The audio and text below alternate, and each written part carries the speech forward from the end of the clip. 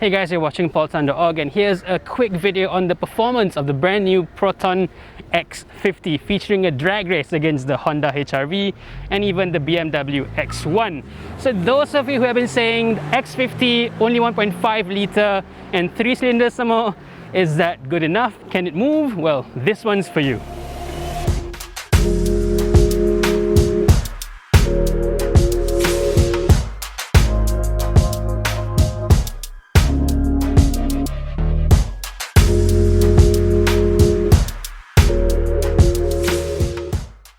As a quick refresher, the Proton X50 flagship that we have here is powered by a 1.5 litre 3-cylinder turbocharged direct injection engine.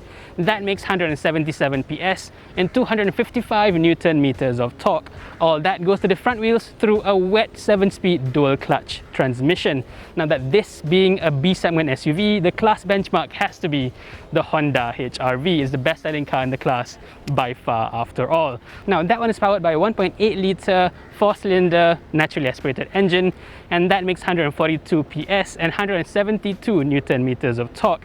That has a CVT driving the front wheels. But as a bonus, Proton has also included that car, the BMW X1. That at over 220,000 ringgit is likely going to be double the price what it's expected to be for the X50. But it's here for a very good reason, because that car is powered by a very similar engine as the Proton.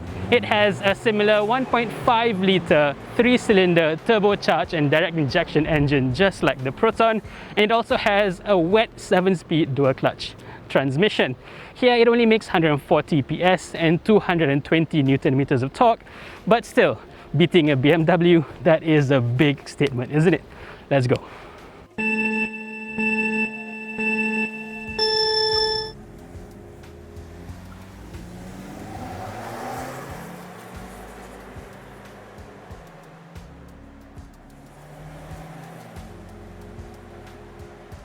So there you go, I've had a quick run on each one of the three cars here, and obviously the X50 is the quickest of the bunch. The 0 to 100 time that I got with the X50 is around high 9s, 9.8, 9.9, clearly a little bit off the claim number of 7.9 seconds, but this is an extremely hot day in Sepang, and it's not ideal conditions either. There were 2 adults in the car, and maybe with 1 adult, and if I'm a little bit lighter, maybe I could get closer to the claim 7.9 seconds from 0 to 100. But beyond just the numbers, there are quite a lot of things that I could see in this quick test. First of all, the X50 is clearly the quietest of these three.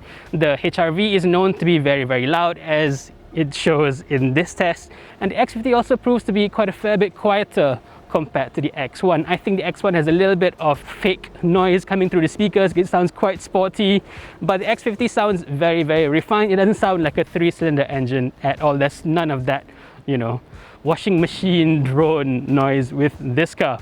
As for the feel of the performance, the HR-V is actually the quickest of the line. It felt like the most direct feel, even though it has a CVT.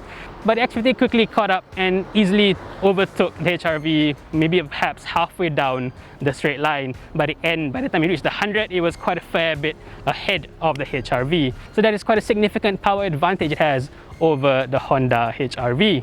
So there you go. 3 cylinders, 1.5 litre, but it's definitely more than good enough for the Proton X50. Thank you for watching.